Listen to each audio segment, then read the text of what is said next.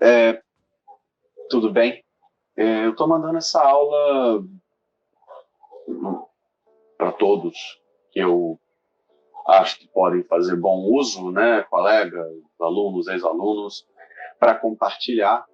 Meu nome é Felipe Oliveira e tá aí o meu e-mail de contato. O objetivo aqui é fazer uma aula resumão mesmo, das 5 competências do Enem. Eu espero que ajude vocês. Esse slide é um slide de apoio que vai estar linkado na descrição do vídeo, né? E nele tem todos os links que eu vou mostrar aqui e os materiais utilizados, bem como as imagens que vocês podem salvar nos celulares e, sei lá, se tiverem interesse. Eu espero que ajude num ano tão difícil. Talvez, se fizer a diferença, eu acho que já vou me dar por satisfeito. Espero que esteja tudo bem com vocês aí e que é isso, que tenha uma serventia. Se você quiser saber mais ao meu respeito, é só clicar aí no currículozinho do LinkedIn, tá? Para saber de onde eu vim, o que eu faço, e não precisa ser sexta-feira no Globo Repórter que você vai descobrir. Eu trabalho na região de Angra e Paraty, no Rio de Janeiro, mas espero que essa aula alcance quanto mais lugares possíveis. Vamos lá. Aqui eu já deixo claro que o slide ele é mais uma orientação, né, de professor, de ter um board, um quadro e tudo mais. A gente vai focar muito nessas imagens aqui, tá?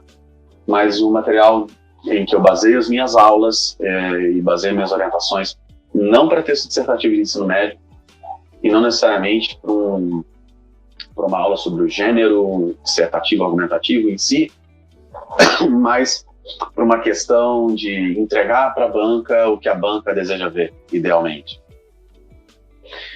Porque quem é treinado é a banca, não é o aluno, não é o estudante, não é o pré-vestibulando, certo? Não adianta dizer, um aluno pré-vestibulando é alienado, não sabe de nada, parece um robozinho, né? Mas quem é treinado é o cara que te corrige, que pressupõe um tipo de texto dentro daquelas prerrogativas, aquelas regras e tudo mais, né?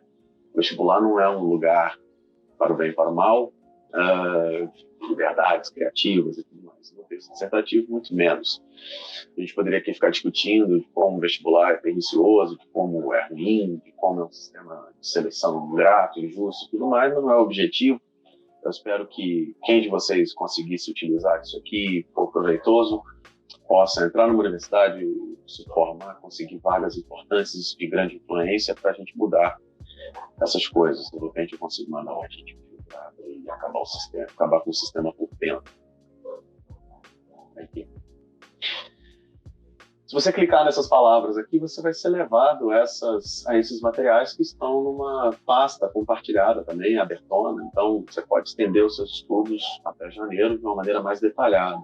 Os materiais que eu estou utilizando e os quais eu fundamentei tudo que eu vou dizer aqui são esses, né? Do INEP, do Nacional de Educação, que é Denis Teixeira, que é o órgão que orienta os métodos, os critérios de cobrança da redação em si.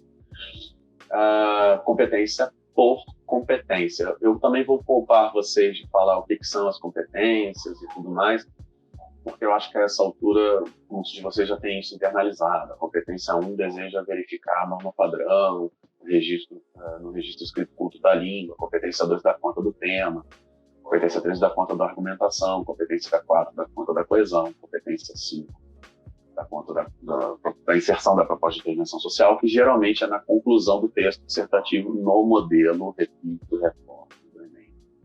O Enem obriga a proposta de intervenção, e que nem é uma competência em si, né, mas um estilo de conclusão, mas está lá.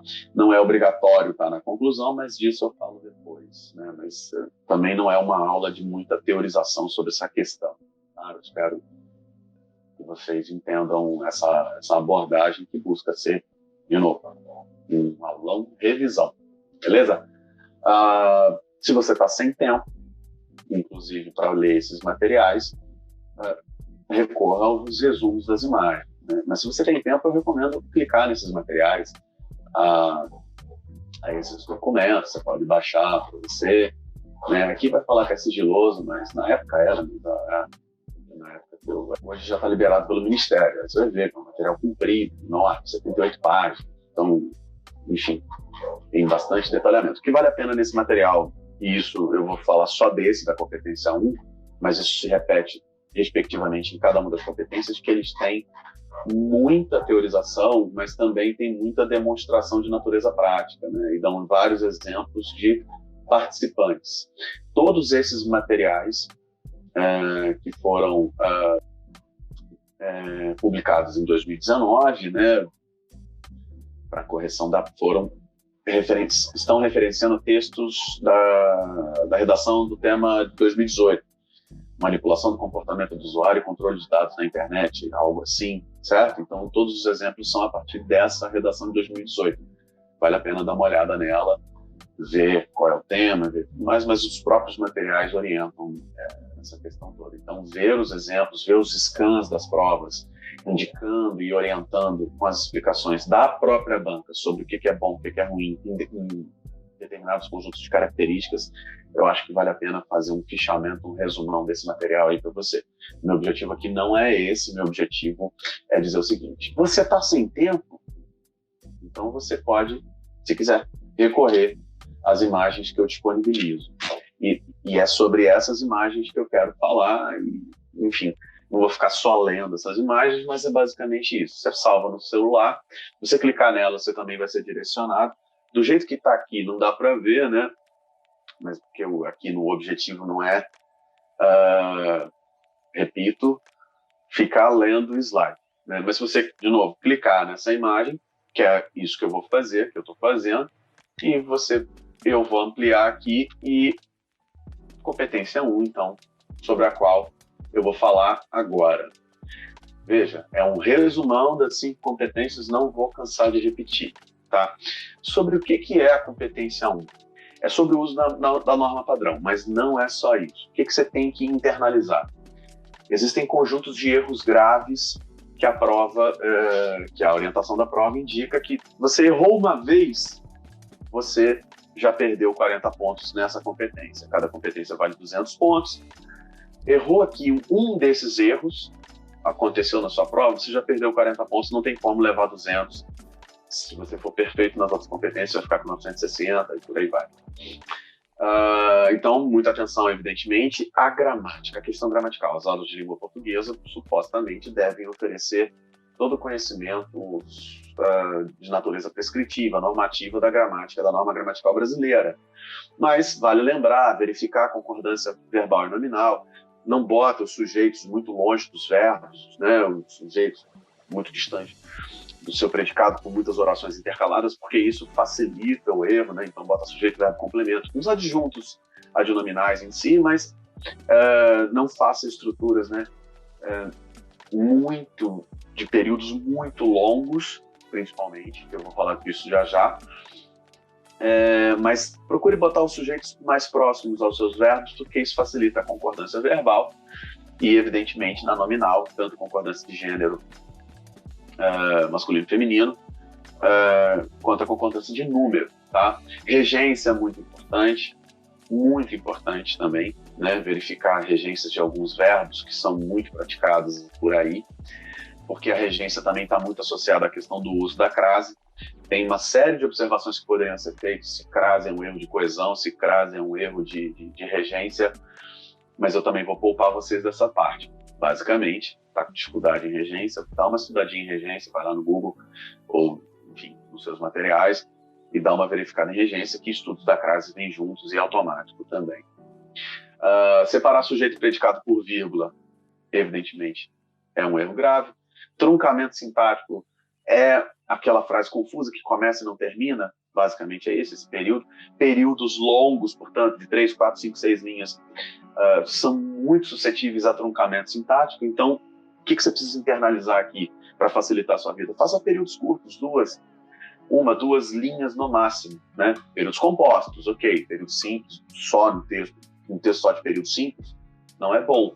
Mas períodos mais curtos são mais fáceis de administrar. Lembre-se o seguinte, cada verbo que você produz, outras palavras também, mas vamos focar aqui no verbo.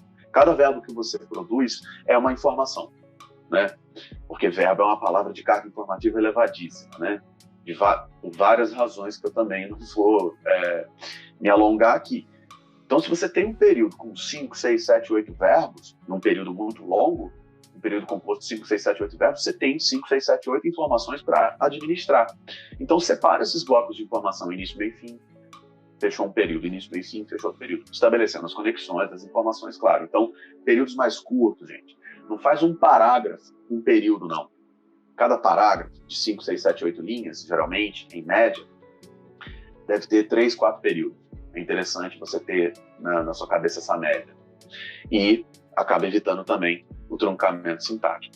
O que vai favorecer a sua nota em coesão, inclusive, né? Porque se você faz períodos curtos, automaticamente e naturalmente, do ponto de vista do registro escrito culto da língua, você estabelece conexões, certo? Conexões entre as estruturas e informações. E conexões se dão através de palavras que realizam esse papel, pronome relativo, conjunções, pronomes demonstrativos, pronomes pessoais, caso reto, caso oblíquo. E estabelecer conexões é extremamente positivo do ponto de vista da análise que é realizada na competência 4, né? Essas competências são verificadas em separado, mas o que você faz bem em uma, às vezes não, frequentemente, influencia na outra. Sobre o uso e registro da língua, né? É importante dizer, eu posso estar falando aqui, né, no registro oral, que é o que eu estou fazendo, mas eu estou monitorando a minha linguagem para praticar uma norma padrão. O que a gente não tem que se lembrar é que o que se analisa na competência 1 não é somente gramática, porque se eu transferir o que eu estou dizendo aqui para vocês numa forma de texto escrito tal qual eu falo, eu vou estar utilizando a maior parte do tempo a norma padrão, mas vai estar no registro oral. O que é o registro escrito culto da língua? É uma linguagem evidentemente formal, mas é uma linguagem bem pontuada, né? Uma linguagem que não tem as contrações para totar, gírias, evidentemente que não utilizem verbos com sentido impreciso. No Brasil tem muita corrupção. No Brasil há corrupção, porque o ter com sentido de haver seria mais coloquial. Existem vários verbos que têm sentido impreciso. Fazer no sentido de realizar, achar no sentido de ponderar, coisas nesse sentido, né? E abreviações de internet está aí para efeito de registro, mas eu acho que é auto-evidente, né, que você não deva se utilizar. A ausência de pontuação nas vírgulas, pontos declarativos e tudo mais. Não utilize exclamação, porque meio que vai prejudicar o seu registro, né? A exclamação é muito do tipo do registro mais coloquial, porque você não tem que ser conclamatório, declamatório, exclamativo, certo? Seus argumentos têm que dizer por si. Então, você não precisa... No Brasil tem muita corrupção, exclamação 11, exclamação, sabe? Você não vai enfatizar absolutamente nada com isso. O Brasil tem muita corrupção? Tem. Então, vai lá e produza uma argumentação que ateste essa tese. Comemos antes, né? Nesse caso da corrupção no Brasil. E, bom, gírias, expressões populares e coloquialismos. Lembre-se, não é só gramática, é registro. Período curto ajuda a enfatizar e reforçar a ideia de que ali é um texto escrito e não um texto que está escrito, mas no registro oral. Recomendação, evidentemente, a essencial, que eu repito aqui, dou um exemplo, é a questão dos períodos longos. Esse período longo que eu estou colocando aqui em destaque, há uma dificuldade imensa no Brasil que diz respeito à conscientização da população quanto à escolha de políticos que não sejam corruptos para coisa parar. Não tem, até onde eu vi, não tem erro de gramática. Mas olha como é que o período longo prejudica a cadência, a fluidez da estrutura enquanto texto escrito. Eu poderia falar aqui isso de um jeito mais pausado, com entonações, e a minha oralidade vai favorecer o entendimento disso aí que está escrito. Mas quando é em período curto, a mesma informação fica muito melhor organizado e estruturas conectivas lá da coesão começam a aparecer. Então eu escrevi aqui um período longo, olha o cursor do mouse aí balançando, e a mesma coisa em períodos curtos que estabelecem conexões dentro do mesmo parágrafo. Depois dá uma comparada em um e outro, que você vai verificar que eu tenho convicção aqui, né? Que essa segunda versão é uma versão que tende a receber uma pontuação muito melhor nessa competência. Por mais que isso que eu esteja dizendo aqui pertença à competência 4. Tá legal? Há uma dificuldade imensa no Brasil no que diz respeito à conscientização da população quanto à escolha de políticos que não sejam corruptos ou incompetentes. Ponto. A sociedade, olha o artigo aqui fazendo uma referenciação, né? A palavra população, então você tem uma coesão referencial. A sociedade parece estabelecer os critérios de escolha em qual candidato votar a partir de certo conjunto de favorecimentos. Esses favorecimentos que os políticos podem, então esses aqui, olha o pronome demonstrativo, de novo, isso é competência 4, eu sei, mas favorece ao entendimento de que se trata de um registro escrito da língua, e o registro escrito manifestado é uma propriedade de análise, normalmente da competência 1.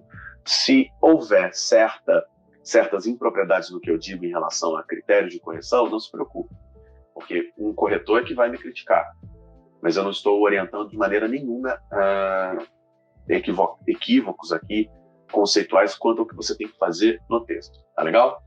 Dá uma olhada nesses dois exemplos, portanto, por favor. A revisão, portanto, ela não é somente gramatical. A revisão deve, quando você revisar o seu texto, deve ser verificar também a linguagem. Não é sobre escrever difícil, é sobre escrever de forma organizada. É disso que se trata a competência 1 também. Lembre-se, não é só gramática, é linguagem. Beleza? A competência 1, então, é essa. Salve essa imagem no seu celular. Espero que ajude você, quando você estiver lá em janeiro, calorzinho, joia, no Brasil. Dizer, preciso lembrar de uma coisa, competência 1, tá? Abre o celular enquanto puder, né? Antes da prova. Dá uma olhadinha, lembrou, foi para seguir em frente. Beleza?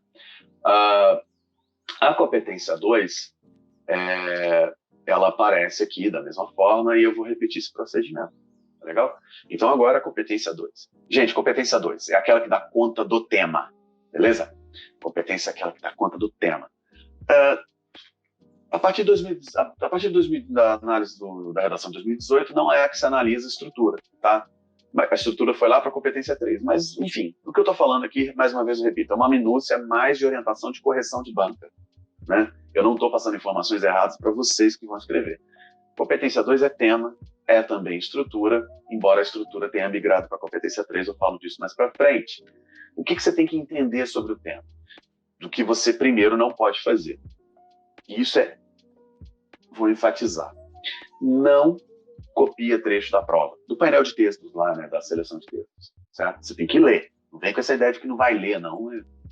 Leia o painel, leia o tema, faça lá um rascunho, uma nuvem de palavras, um brainstorm, faça o que você achar melhor, mas não copia trecho da prova, porque eles sequer serão computados como linhas autorais, porque nessa competência em relação ao tema, é quando você demonstra que você é capaz de produzir uma abordagem original sobre o que está sendo proposto.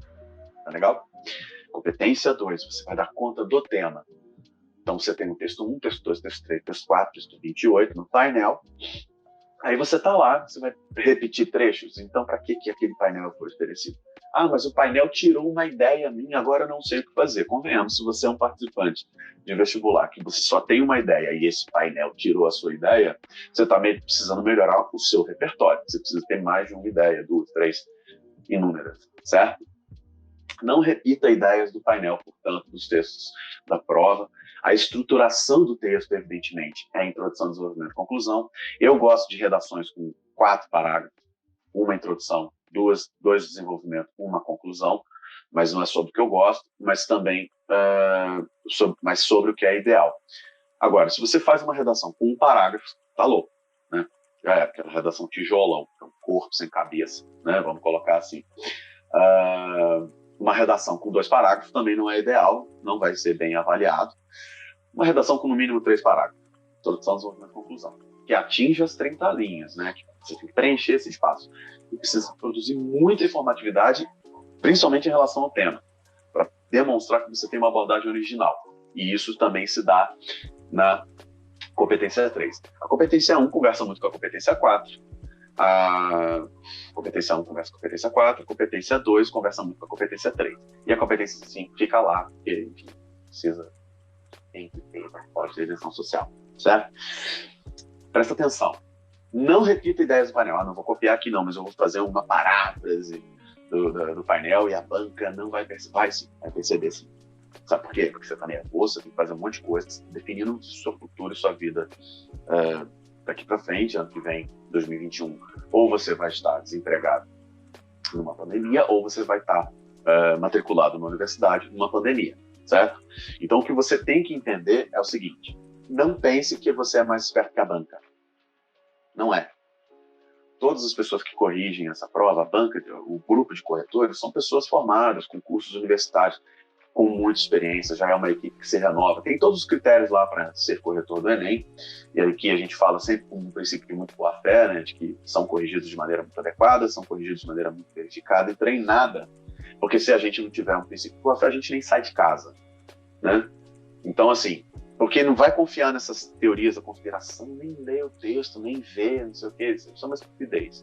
Todo ano e ano que vem não vai ser diferente, vai ter alguém no Twitter, na rede social mais hypada do momento, dizendo: olha só, eu falei essa bosta aqui na minha prova e recebi nota tal. Gente, tem jornalista na mídia corporativa, sobretudo, que faz a prova, e mesmo detendo o domínio, supõe-se que jornalistas tenham a capacidade de uma escrita mais elaborada, que obedecem a norma padrão e tudo mais, mas que escrevem coisas de má fé, de propósito, para testar os critérios da banca. A gente pode conversar aqui também sobre que tipo de pauta é essa que o jornalismo produz, mas também não é o nosso objetivo. Não repita as ideias do painel do texto da prova. Por mais que seja uma paráfrase, você precisa produzir ideias originais, tá? Uma coisa: se houver no painel dados estatísticos, trechos de códigos penais, de leis, Constituição, pode repetir? Pode, claro, números. Mas o importante é que você consiga produzir uma análise autoral sua, que não repita as conclusões que estão lá naquele painel, ou uma mera repetição do dado estatístico, certo? Então, você quer reproduzir um dado estatístico que está lá no painel de texto? Pode, não vai fazer mal, mas o que você faz com esse dado? Que conclusão você encaminha dentro do seu texto? Que visão que você produz sobre essa questão? É o que está sendo analisado, e não a mera repetição de um dado estatístico que está no painel. O que você tem que lembrar que a introdução faz, já que também analisa essa estrutura? É onde você apresenta a sua tese, tá? Então vai lá, relê o tema, verifica, observa e apresenta uma tese sobre o problema que o tema apresenta, certo? Após a leitura do tema, dos textos que compõem as ideias iniciais que fazem a abertura do seu texto, são apresentadas as ideias preliminares, tá certo? E elas precisam ser retomadas no desenvolvimento. Posicione-se de maneira definida em relação ao tema sempre. Não fique em cima do muro. Não, isso aqui é uma questão que tanto tem lado negativo quanto positivo, cabe a cada um de vocês, leitores, se posicionar sobre essa questão. Não fique em cima do muro, né? A argumentação não vê com bons olhos, em geral, ficar em cima do muro, né? Você precisa se posicionar. Todas as coisas têm lados positivos e negativos. Daí, né? O mais importante é você entender que você precisa se posicionar se esses dados, lado positivo é preponderante, se esse lado negativo é preponderante. Se tratando de um tema de propósito vestibular do Enem, geralmente o negativo vai ser preponderante, porque todo o tema no Enem é um problema, né? Geralmente que envolve participação social, cidadania, enfim. Então, geralmente vai ser um problema, porque você lá no final vai ter que produzir uma solução. Mas não fique em cima do muro. Não encaminhe ao corretor, ao seu leitor, uma solução que você deve produzir, um posicionamento que você deve demarcar. Porque se a introdução apresenta a tese, no desenvolvimento você defende essa tese. Os argumentos devem ser muito bem selecionados, ou seja, tem que haver uma diversidade de argumentos, no mínimo 3. Um argumento só não é bom. Os argumentos precisam ser bem interpretados. Explica bem esses argumentos, né? Não vai pegar e produzir uma citação, vai dizer Chico Buarque disse na canção que, e acabou. Parece um para-choque de caminhão, né? Dirigido por mim, guiado por Deus, vai embora. Fica lá solto, sem uma conexão com o tempo. Organizados, tá? Os argumentos precisam estar organizados. Geralmente eu gosto de que você faça o seu último parágrafo de desenvolvimento com um argumento mais contundente, aquele que você tem mais segurança. Porque é verdade, você vai produzir argumentos X, Y, Z, O X não é tão forte, tão impactante, o Y também não está muito legal, mas o Z ele é o seu principal argumento. Para criar uma natureza mais de clímax argumentativo, aquele que você se sente mais seguro, aquele que você, né, sente que é um argumento que realmente ele tem um grau de complexidade mais elevado, deixa para próximo da conclusão, né?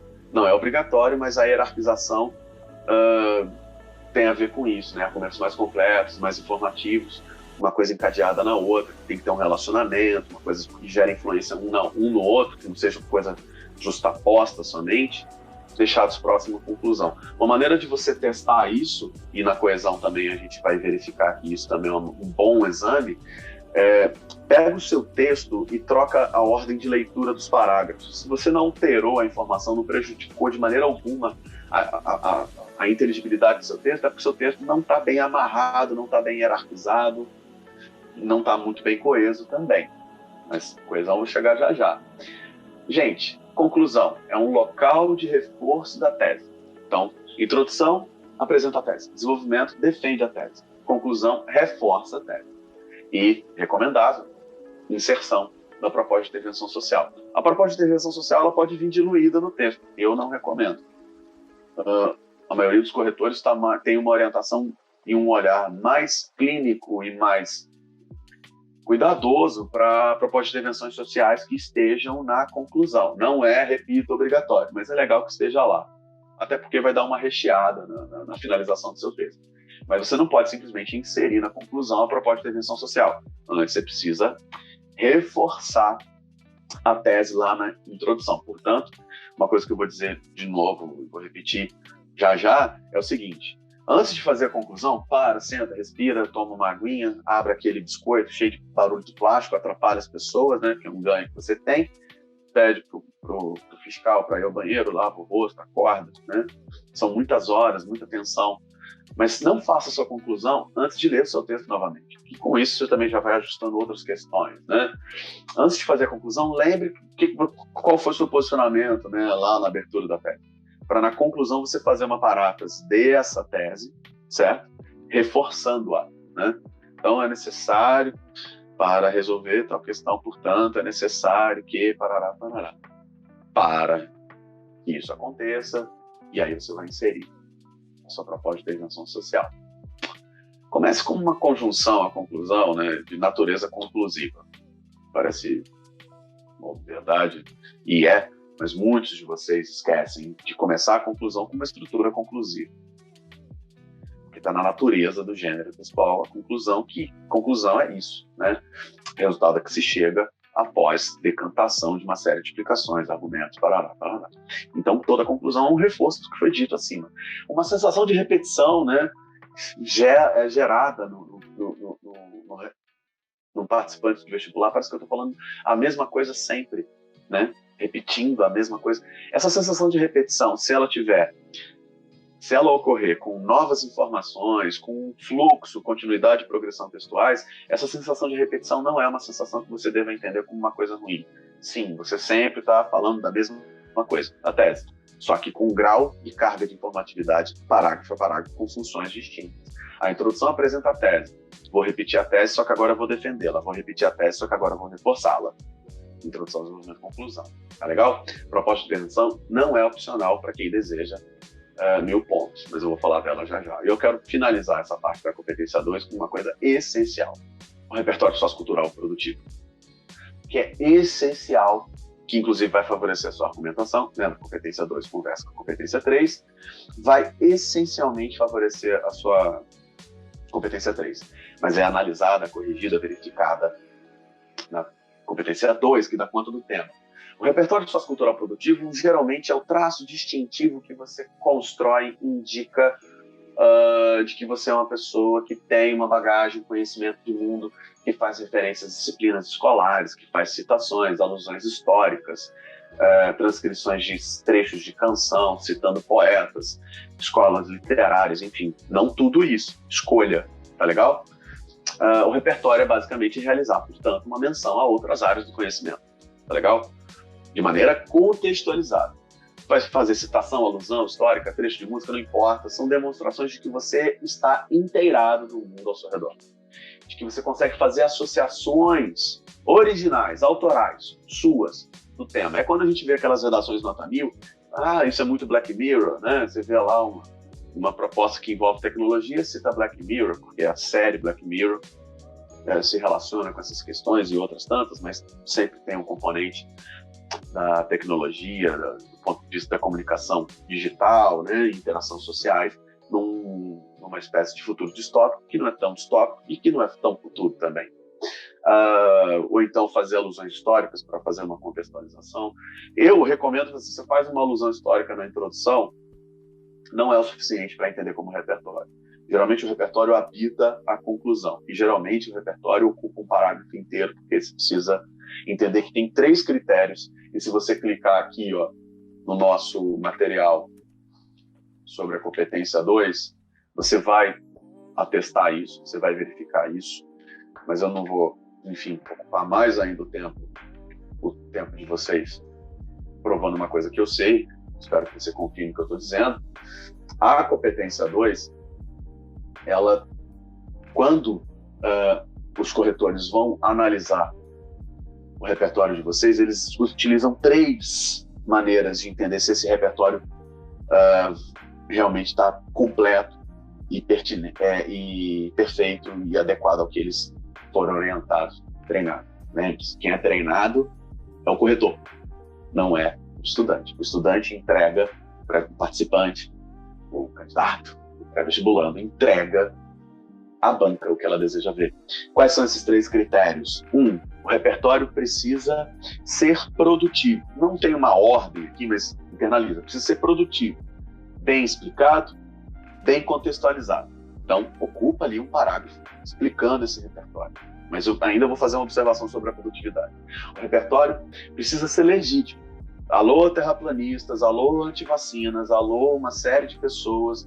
Esse negacionismo científico, que é uma coisa tenebrosa, que eu também não vou pormenorizar aqui, porque a gente, enfim, eu não tenho nem o que dizer para esse tipo de gente, e espero vocês, estudantes, que não pensem que isso é uma ofensa pessoal. Na verdade, se você tomou como pessoal, é porque você está inserido nessa crítica generalizada que eu faço às pessoas que, basicamente, negam o consenso científico.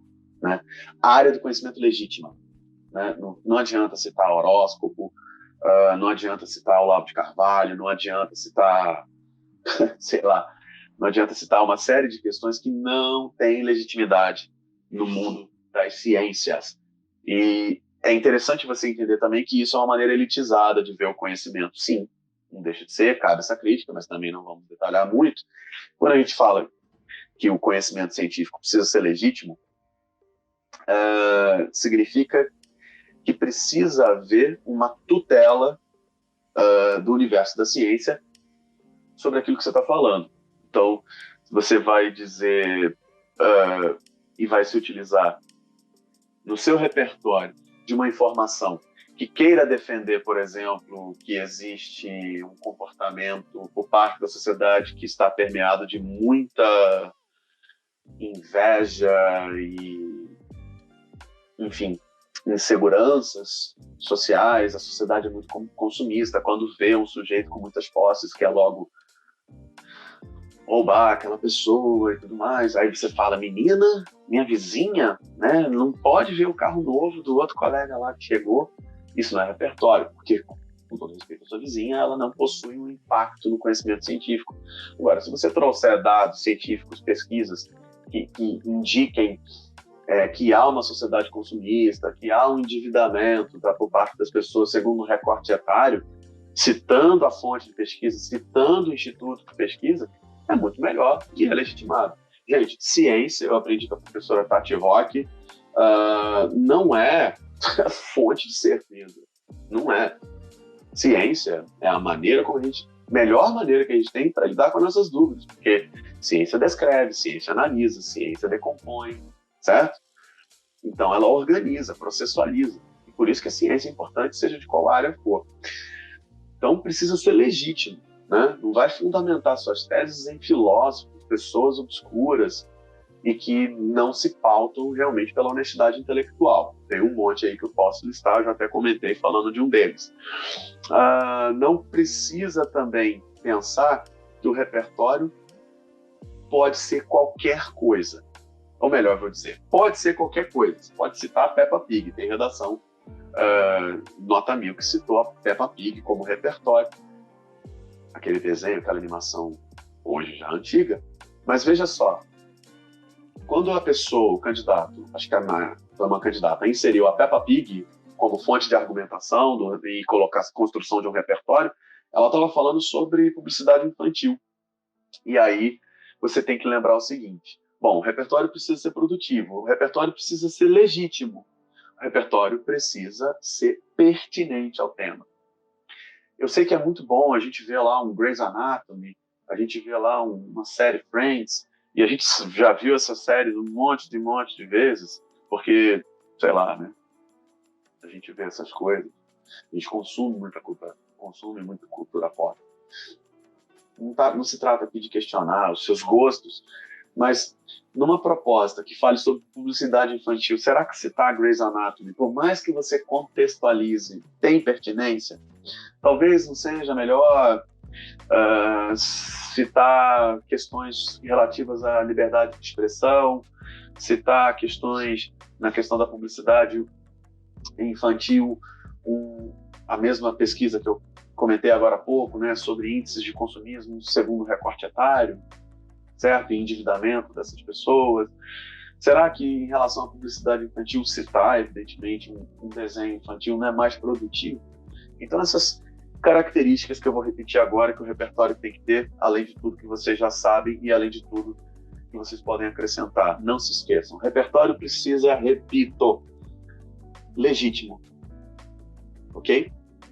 O repertório precisa ser pertinente, pertencer, ter contexto com o tema. E reforço agora, o repertório precisa ser produtivo. A produtividade não é só a boa explicação. Pitágoras nasceu em tal época do ano, ele gostava de túnicas verdes, oliva, e adorava um chinelo Kenner de cor laranja. Não é isso. Você não tem que demonstrar que você conhece historicamente, de maneira minuciosa, aquela personalidade que você está citando. Você, claro, dá um contexto, quem foi, qual o contexto da época, de que época, é importante. Mas a produtividade do repertório é como aquela citação engrandece sua argumentação. Então, após uma inserção de repertório, é importante, por exemplo, vamos dar um exemplo prático, você coloca, por exemplo, o tema manipulação do comportamento do usuário, que é a fonte de conteúdos, a redação básica que está sendo verificada nesses materiais que eu ofereço, e você pega e fala assim, manipulação do comportamento do usuário e controle de dados na internet. Aí você vai falar, né, do incrível filme de que se falou tanto em 2020, né, usando essa redação de 2018 como exemplo, o Dilema das Redes, né, que está lá na Netflix. Acho que está, né? Acho que é da Netflix, não lembro. Aí você vai pegar e vai citar o Dilema das Redes e de como as redes sociais e a plataformização da comunicação digital prejudica as pessoas e ainda influencia a se comportar de maneira XYZ. E você vai citar esse filme, quer dizer, o Dilema das Redes diz sobre isso. Você vai dar só uma, vamos dizer assim, uma espécie de resenha, sinopse do filme. A produtividade não é a sinopse do filme. A produtividade é, depois que você faz uma breve sinopse e explica o que o filme está falando, é dizer o seguinte, ponto. No filme é apresentado isso, isso e isso, o que nos leva a crer, o que nos faz entender, o que nos leva à conclusão, né? O que faz com que... Ou seja, qual é o resultado da inserção desse repertório do ponto de vista a acrescentar e validar uma argumentação produtiva em relação ao que você está defendendo na sua tese. A produtividade é muito importante. Qual é a conclusão que você chega após inserir essa citação, essa alusão histórica, qual é o encadeamento que isso produz, qual é o desenrolar no seu texto em relação a essa inserção. Ah, mas eu sou um cara mais de exato, eu sou um cara mais de biológicas, eu não gosto muito de filosofia nem de sociologia. Ora, vai pesquisar as personalidades importantes dessas áreas. Você pode inserir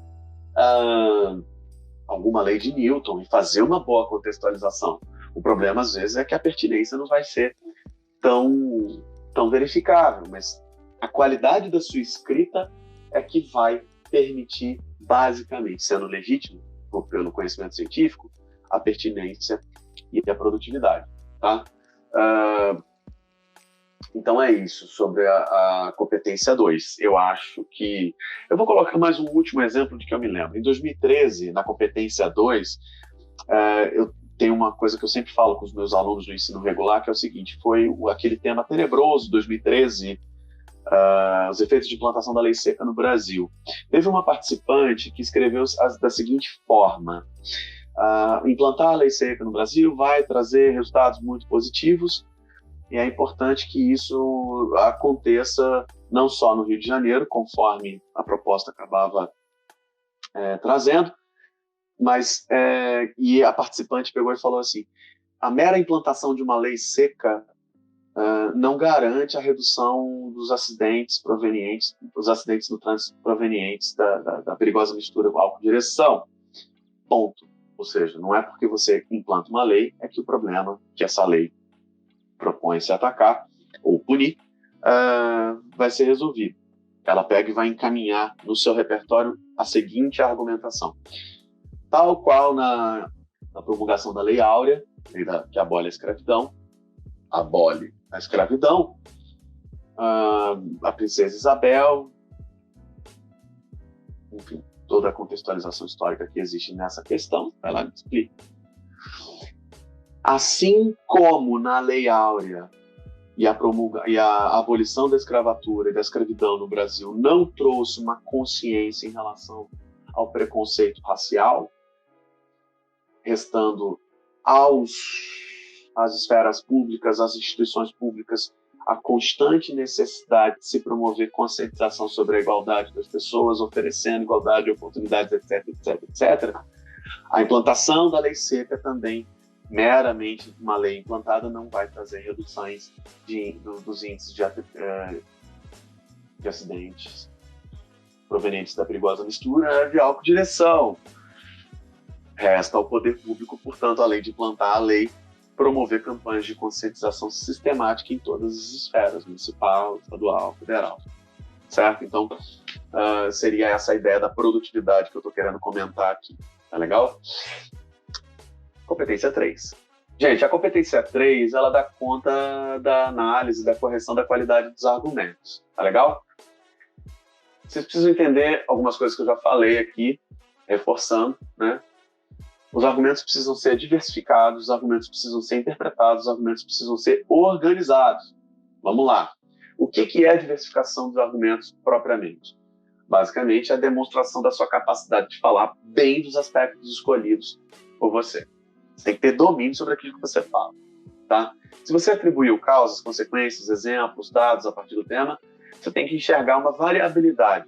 Não ataca a tese, defende a tese somente por um argumento, né? Essa coisa acontece por causa disso. Pronto, argumentei. Não, apresenta.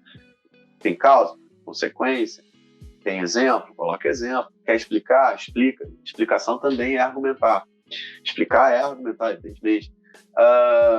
Tem dados estatísticos, dados concretos, argumento de prova concreta. Tenha lá uma citação que tenha a ver, argumento de autoridade. E por aí vai. Mas seja variado. Não vai encher linguiça, não. Você não tem domínio do que está sendo dito, adote uma nova estratégia. Só coloque argumentos realmente que você tenha segurança, mas que sejam variados. Tá? E quando eu digo variado, convenhamos aqui, em 30 linhas, 3 argumentos. Argumentos têm que ser bem interpretados. Cada argumento, um parágrafo. Recomendo muitíssimamente, por isso que eu gosto de 4 parágrafos. Na introdução você faz uma alusão histórica, no desenvolvimento você faz lá uma causa-consequência, exemplo, etc. No segundo desenvolvimento você faz lá o repertório e a própria proposta de intervenção social na conclusão, depois que você reforça a tese, vai meio que configurar um argumento, de certa forma. Né? Mas cada argumento é um parágrafo, bem escrito, bem completo, bem articulado. O argumento é analisado pela sua capacidade de boa interpretação. Interpretar argumento enquanto uma pessoa que escreve é explicar bem esse argumento. E isso ocupa espaço de linhas. É preciso clareza na explicação. Ok? Clareza não é, nossa, que texto bom, esse texto é muito claro. Clareza não é qualidade de texto, clareza é obrigação. Somente ocorre a clareza, a boa interpretação com contextualização das informações. Se você usa dados estatísticos, aponte a fonte. Não invente instituto de pesquisa. Não invente dados estatísticos. Você não sabe, recorre a outro caminho. Se cita um filósofo, diga quem é, de onde vem, qual aproveitamento que essa citação possui em seu texto. Vai favorecer também o repertório, né? Essa contextualização. Os argumentos precisam ser organizados. Quanto mais impactante o argumento, mais próximo da conclusão. Argumentos mais simples ficam próximos à introdução, argumentos mais complexos próximo à conclusão. Isso é uma opinião minha, uma recomendação, né? Nada do que eu estou falando aqui é obrigatório.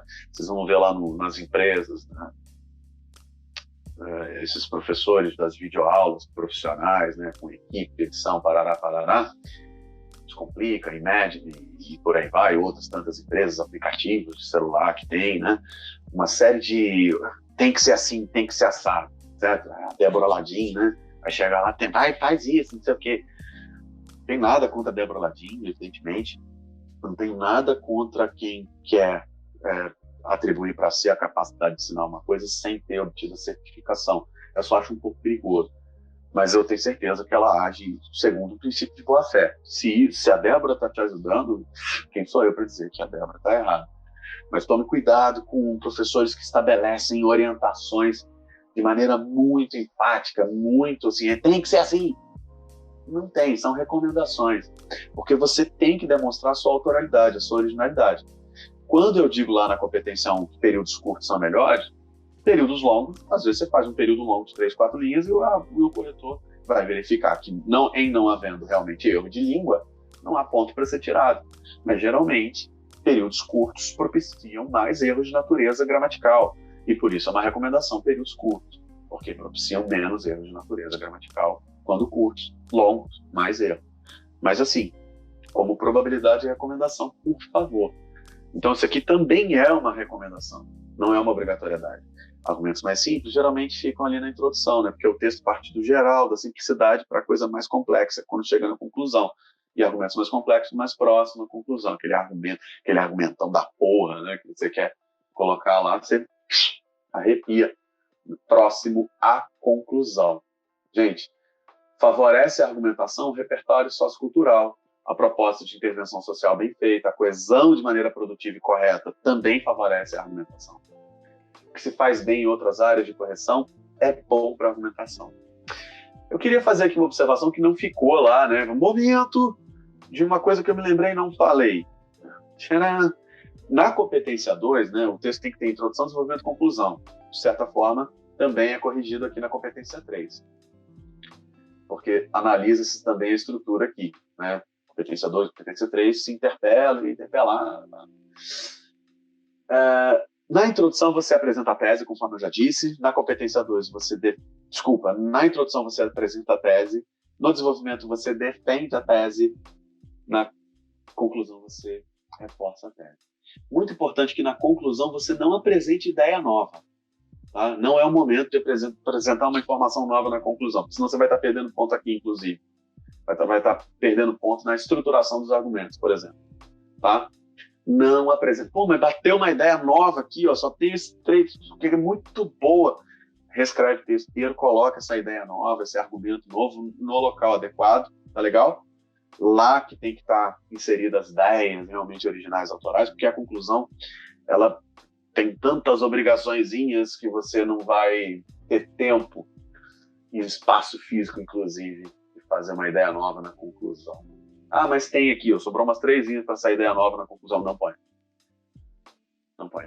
Ideia nova, aí eu não estou nem recomendando, né? Estou dizendo que é proibido. É porque fere o gênero em si, dissertativo argumentativo, que precisa de introdução, desenvolvimento e conclusão, e cada uma dessas etapas tem as suas características imanentes, né? As suas características interiores mesmo.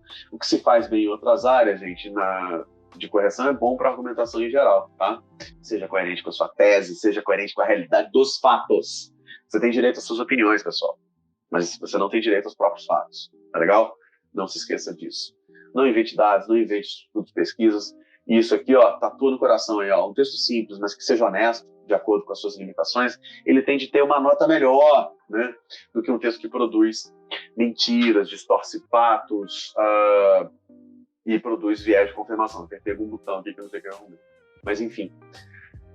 Você não vai torcer os fatos, né? Vai dar uma de Donald Trump, torcendo os fatos até que ele se ajuste à realidade.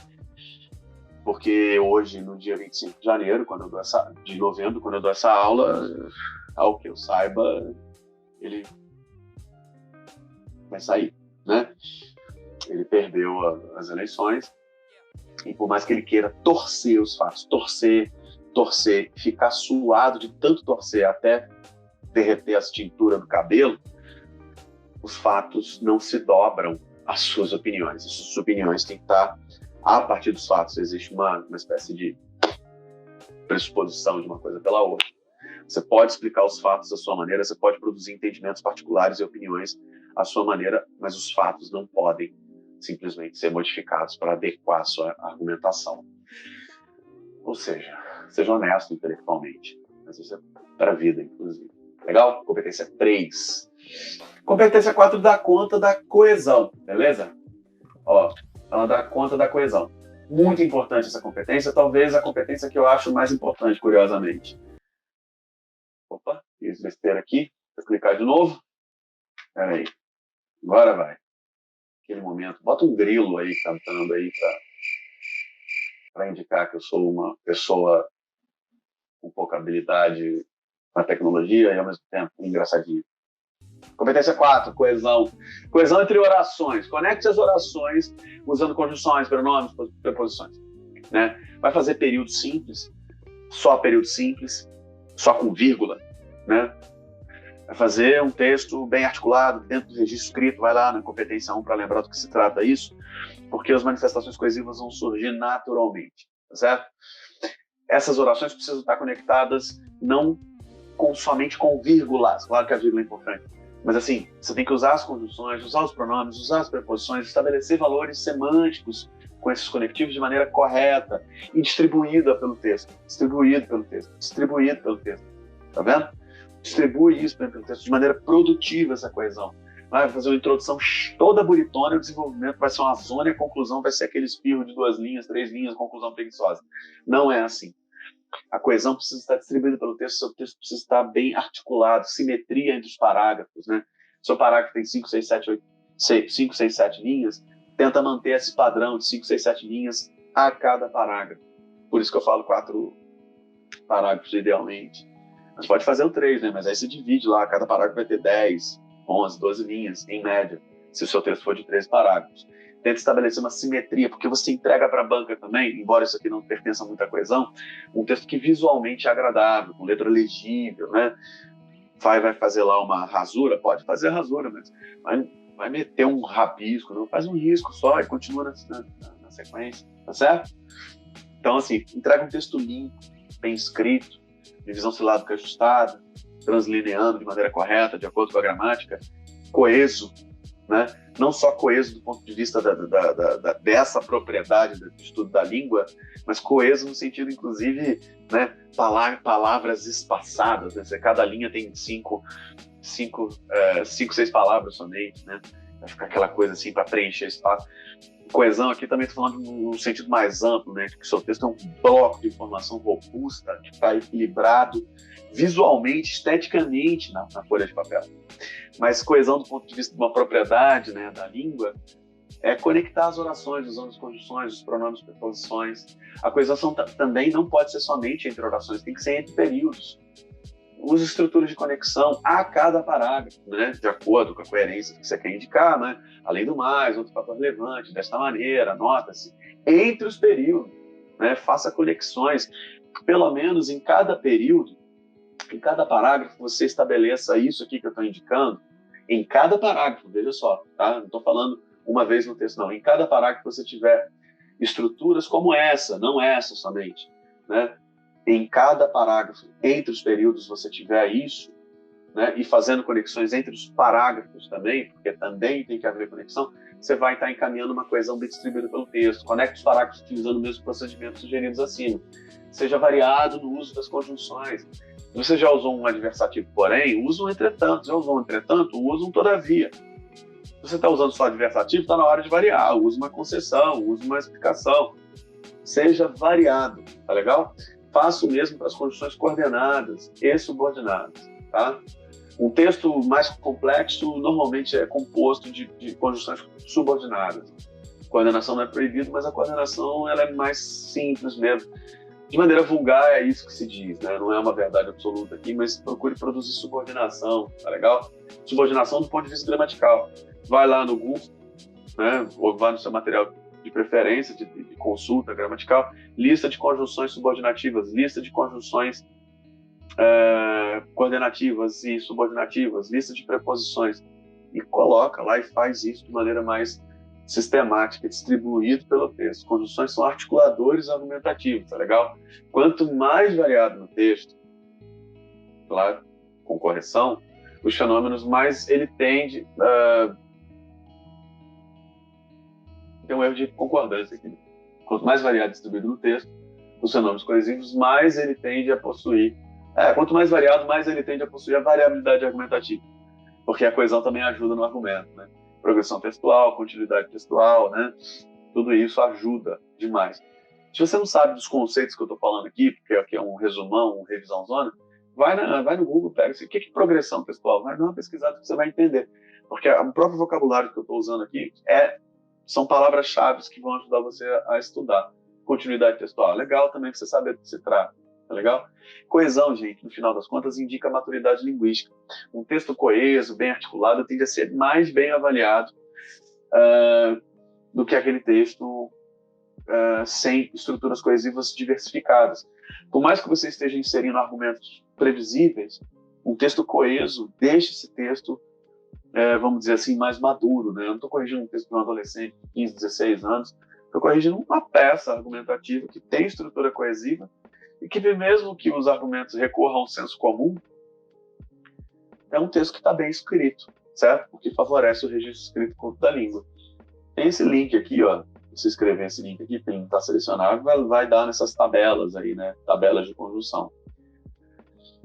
Bom, essa é a coesão 4. A coesão 4, a competência 4, a competência 5, finalmente. 5. Competência 5. É quando você faz a proposta de intervenção social. Para a competência 5 ser bem avaliada, parte-se de um grau 0. Primeiro, ela tem que existir. Não existe a solução para esse problema. Então, 0. Perdeu 200 pontos. Deve ser explícita. Deve ser executável. Certo? Concreta, abrangente, são palavras muito comuns na proposta de intervenção. Para você minimamente saber como é que você vai atingir uma pontuação mínima, pelo menos a partir de 120 pontos, você tem que fazer aquelas perguntinhas básicas, né? Eu tenho o que vai ser feito? Eu tenho quem vai fazer? Eu tenho como? Uma boa explicação desse detalhamento? Se eu tenho essas 3 coisas, tenho o que, quem, como, eu parto na minha correção, o corretor vai partir de 120 até chegar aos 200. Então, você já eliminou 0, 40, 80. Ou seja, você já eliminou a possibilidade de perder pontos, você já eliminou a possibilidade de perder 160 pontos, já eliminou a possibilidade de perder 120 pontos. Você está agora em busca, fazendo o quê? Quem, como? De 80 pontos para fechar os 200. Então, minimamente é isso. Você pode botar uma finalidadezinha assim, né? Como no detalhamento você tem lá uma finalidade, tá? Para que isso, né? Ao fim, parará, parará. Mas basicamente é o que, o quem e como. Mas não é só isso, porque como eu disse, você faz o que e tem o quem e tem o como. A proposta vai ser corrigida a partir de 120. Não significa que ela vai receber 200. Lembre-se o seguinte antes de fazer sua proposta de intervenção. Tem que ter uma relação com a tese. Por exemplo, já falei, antes de escrever a conclusão, releia o seu texto, mas se o problema está em A, resolva A. Não adianta você apontar na tese que o problema reside na má qualidade da educação, seja lá qual for o tema, e a proposta ser construída em torno da segurança pública, né? claro que segurança pública pode ajudar o que você está discutindo no seu texto, mas na sua tese você fala que o principal problema em relação ao tema é porque a educação, sei lá, no Brasil é deficitária. Então você vai ter que oferecer uma solução que resida sobretudo na questão da educação. Por isso que reler a tese, reler o texto é muito importante antes de fazer a conclusão. Essa é uma das razões também. O problema está em A, resolva A. Você pode vir com umas soluçõezinhas, uma soluçãozão e essas soluçõezinhas, mas assim, geralmente é legal você focar nessa grandeza, né? nessa premissa. Se o problema está em A, tem que focar em A, tá? E claro, existem os GOMIFs, né? Eu aprendi GOMIF há muitos anos atrás, né? É o reficofage da redação, né? Lembra da biologia? Então, reficofage, um GOMIF aqui na redação.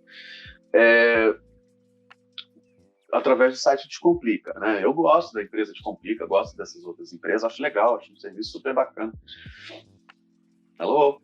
Né? Então, mas eu não inventei isso aqui, é isso que eu quero dizer, né? A gente traz influências e informações de outros lugares. Eu não sou a fonte única de sabedoria e de conhecimento de uma redação de vestibular, mas enfim. O que é o Descomplica? O que é o Descomplica? O que é o GOMIF? É o quem que você vai inserir, que pode ser governo, GOMIF, governo, ONG, mídia, iniciativa privada, família, enquanto uma instituição social, não é a família brasileira, né? A família conservadora brasileira, escola, tá legal? Sociedade civil em geral, né? Enfim. Os GOMIFs, gente, não significa que você tem que botar para resolver tal problema, que o governo governe, que a ONG, que a mídia, que a iniciativa privada.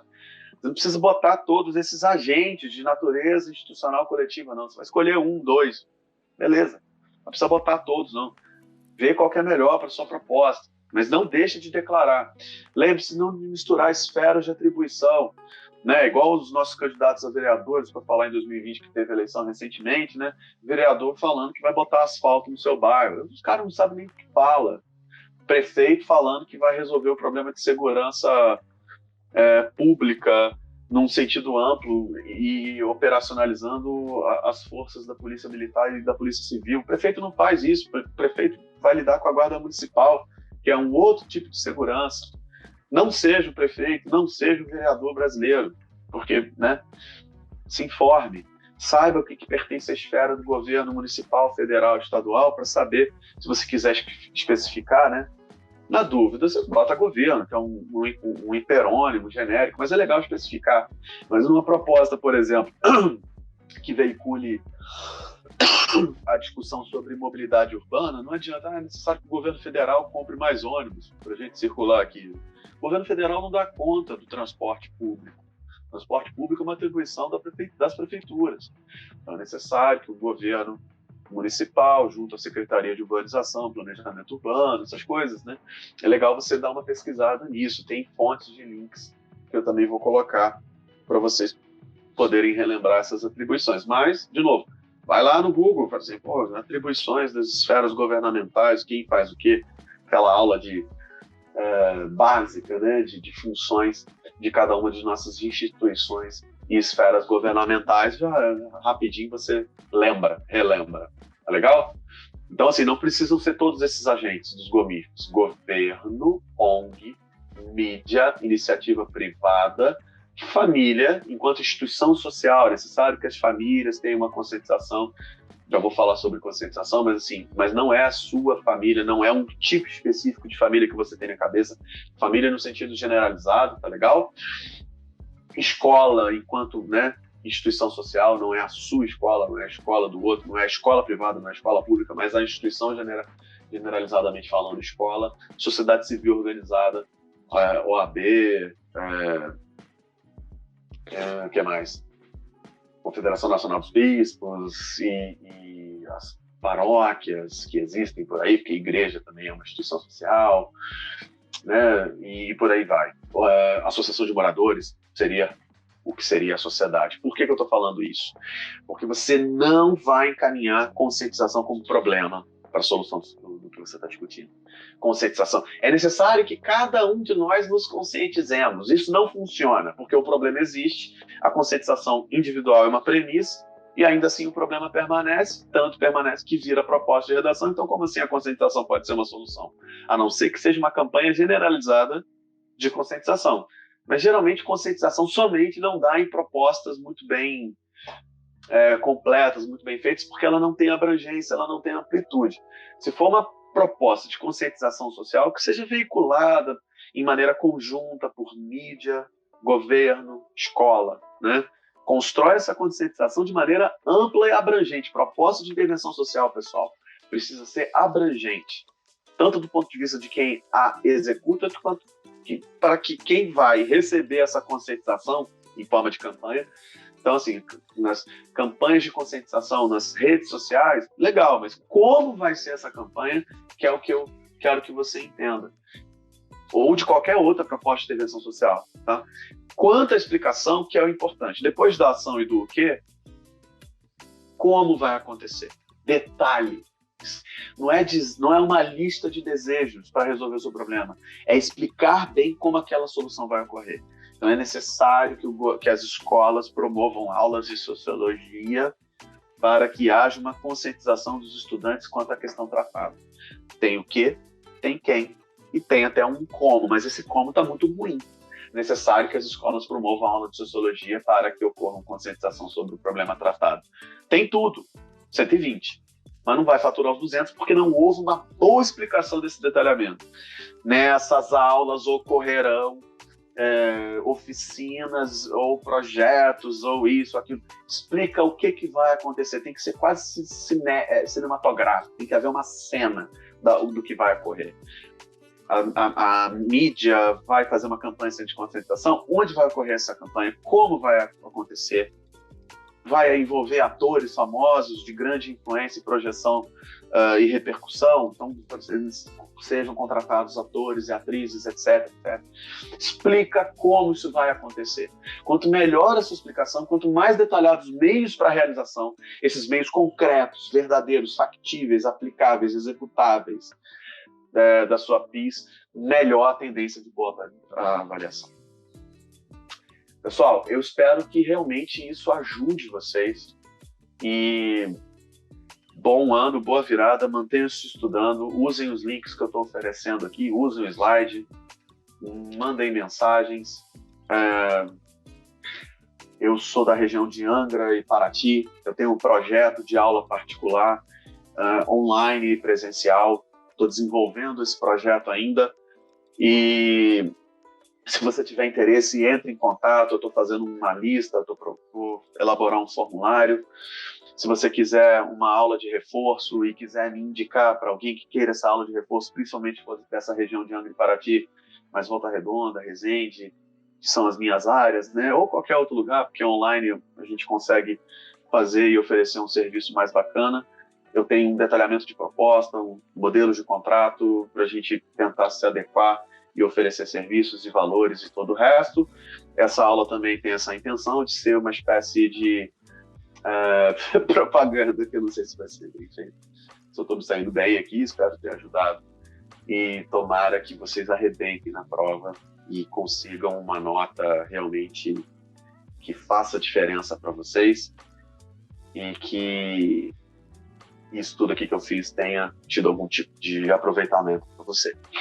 Se não deu, se não teve, tá tudo bem, segue em frente. Tem outras aulas aí, tem outros professores. O mais importante é que vocês fiquem bem. Arrepia, rapaziada. Tchau, gente.